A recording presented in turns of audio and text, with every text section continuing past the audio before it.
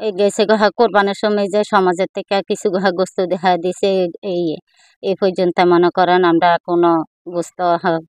কোথা পাবো টাকা পয়সা থাকলে সে মনে করেন না খাওয়াইতাম বা খাইতাম ছেলে সন্তান লইয়া আমার তো ওরকম টাকা পয়সা নাই না নাই কোনো বাজার হয় নাই কি দিয়া বাজার করব টাকা পয়সা নাই গা রোজা করি না থাকলে সে আজকে মনে করেন জি ফুটের একটা জিনিস নিয়ে দিতাম বা ঘরে বাজার সদাই করতাম এই যে ইচ্ছা দেয় বাবা একটা পোলাহানের খাওয়ার একটা আশা আছে না ওরকমও তো পারবো না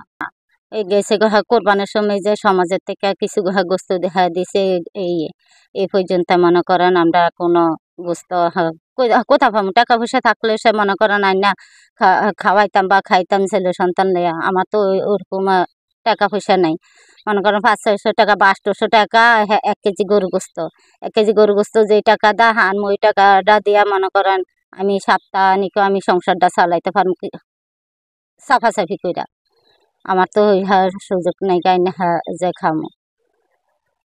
মানুষের বাড়ির দাবার দিলে বা কেউর বাড়ি যাইলে যদি ভালো মন্দ দেয় করে বা গোস্ত দেয় ওগুলো আমি নিজে নিয়ে খাইয়া মানুষের কাজকর্ম কইরা পরে দা এগুলা আমার পোলা ফাইনাল নাকি নিয়ে পোলা ফাইনের রান্না খাওয়াই কি করবো তাই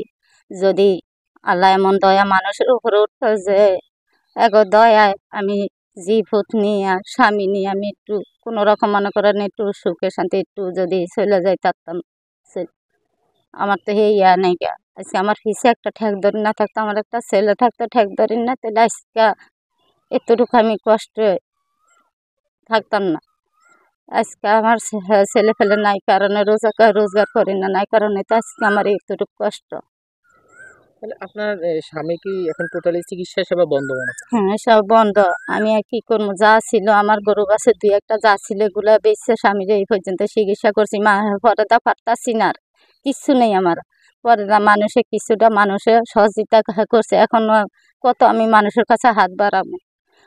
নিজে থেকেও লজ্জা লাগে কিভাবে আমি মানুষের কাছে আর হাত বাড়াবো এখন আমি মানে চিকিৎসা বন্ধ করে দিচ্ছি আমরা যেটা দেখলাম আসলে আপনার স্বামীর শরীরের বিভিন্ন জায়গায় পছন্দ হচ্ছে আসলে হ্যাঁ গা হয়ে গেছে গা মানে পয়সা গা হয়ে গেছে গা প্রথম কালা কালা ঠোয়া হইতে এখন একবারে গা হয়ে গেছে গা এটা তো কোনো চিকিৎসা হবে না কি দিয়া করবো আমার কোনো টাকা নাই পয়সা নাই আমি কি দিয়া করবো আমার তো কোনো দিকে দেয় 1 টাকা আওয়ার কোনো সুযোগ নেই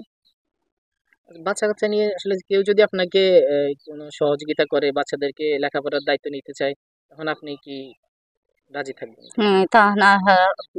যেমনি বা ভালো একজন রাজি একজনে যদি মনে করেন আমার একটা সুযোগ সুবিধা নাই তো আমার রাজি হইতে হবে না আমার তো চলা লাগবো বা বাচ্চাদেরকে লেখাপড়া করাইতে হইব এখন কি আপনার বাচ্চাদের লেখাপড়া করাতে পারতেছেন? হ্যাঁ এ লেখাপড়া করাই কিন্তু এই ইদানিং হয়ে গিয়া মাদ্রাসার বেতন মনে করা প্রায় 6 মাস 7 মাসের বেতন বাইজে গেছে এখন হুজুরেরা বেতন চাইতেছে যে আমি বেতন দিতে পারতেছি না কই থেকে দিব আমি যেটুকু মানে চেষ্টা কইরা মানে এতটুকুর মধ্যে আনছি হোলাডিরে লেখাপড়া করে এখন তো আমি আর 70 দিকে আমার হাত পাওয়া নেই বন্ধ আজকে যদি আমার রুগী ঘরও না থাকতো আমার স্বামী অচল না থাকতো আমি কি মানুষের কাজকর্ম করে অন্য হইলো স্বামীরও খাওয়াইতাম নিজেও খাইতাম ছেলে সন্তানও খাওয়াইতাম বা লেখাপড়া খরচ ওটাও কিছুটা দিতে পারতাম তো তাও না